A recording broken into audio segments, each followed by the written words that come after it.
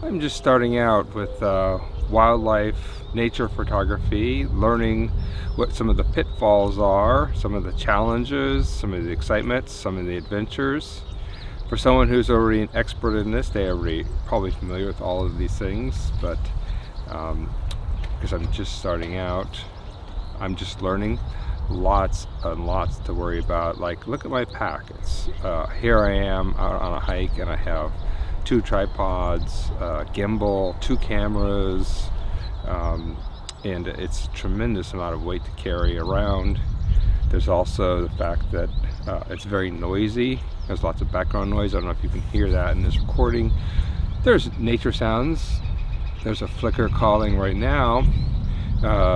There's a squirrel scolding in the distance. There's some songbirds singing here and there. But there's also a background hum of the city, trains, buses. I think there's boats also on the river in the distance you can probably hear. Hard to get rid of these sounds. And then the biggest challenge of all, as every wildlife photographer or videographer knows, is how do you get close to your subjects? So even here with a common scrub jay, which is a pretty good sized bird, pretty confident and willing to get close to people, you can see that as close as I could get, the bird is still just a tiny dot in the distance against the sun. Not easy. So that's where the challenge comes in. That takes a lot of time, and that's what I'm setting out to learn. Now that I think about it, that squirrel that's scolding up there has a real issue. They typically do something like that if there's a predator or someone's in their territory and they're really irate. And I've been here talking and listening the whole time and not even putting the 2 pieces together that there's a story there. And that's the job of a naturalist, is to be listening, tuning in to what's happening in the natural world and trying to put the pieces together and documenting that and then sharing those stories with people.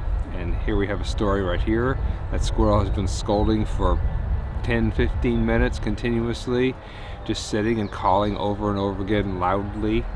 Something is bothering it. Let's go see if we can find out what's going on. Well, when you know it. As soon as I walk away from the cameras and go over there to check out the squirrel, dead silence. Not a sign of anything. No more agitation. No idea what was going on, but you know, that's just what happens sometimes. You gotta try. You walk up there looking for the source of the mystery and find nothing. Other times you might find something really exciting, but that's why you have to keep trying.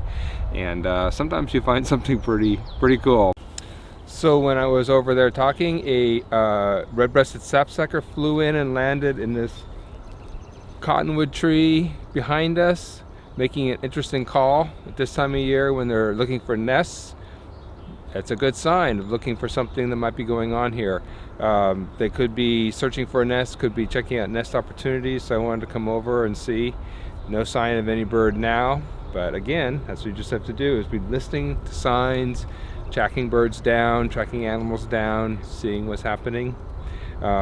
This is a nice little grove of cottonwood trees that I may not have noticed if that bird hadn't flown into it. Now that I look at them, I see some good-sized trees in an area where there's not a lot of available nesting habitat for these birds. So it makes sense that a pair or 2 would come into this spot and utilize this for a nest site.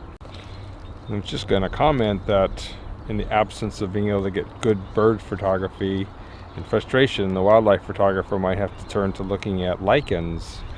So I came over to this tree to point out the lichens, and discovered that it's covered with these interesting flies, all congregated in one spot here. It looks like they're feeding almost, and I'm wondering if it's connected to the sapsucker that we were just seeing, because there are some sapsucker holes in this tree, and as spring is starting, the sweet sap is starting to flow in these trees. It might be coming out of the sapsucker holes, and that seems like a good reason to attract a bunch of these flies here. I'm not sure if they're congregating around the sapsucker holes per se, but they're all in the same spot on the tree.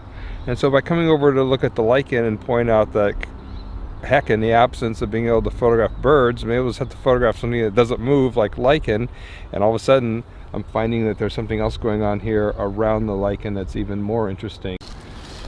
Distracted by the flies, I almost forgot to look at the lichens themselves. And there's quite a beautiful assortment on these trees, just completely covering the bark. We have these beautiful yellow crustose lichens, overtopped by a forest of these pale lime green lichens, some fruticose lichens, and then another dark crust up here of dark brown. There's at least 3 species here in these trees, not to mention the moss is also all forming a complex mosaic on the trunk of this tree. Very beautiful. I see some other species of lichens on other trees around here, so a good diversity of species here, and they're not moving like birds would.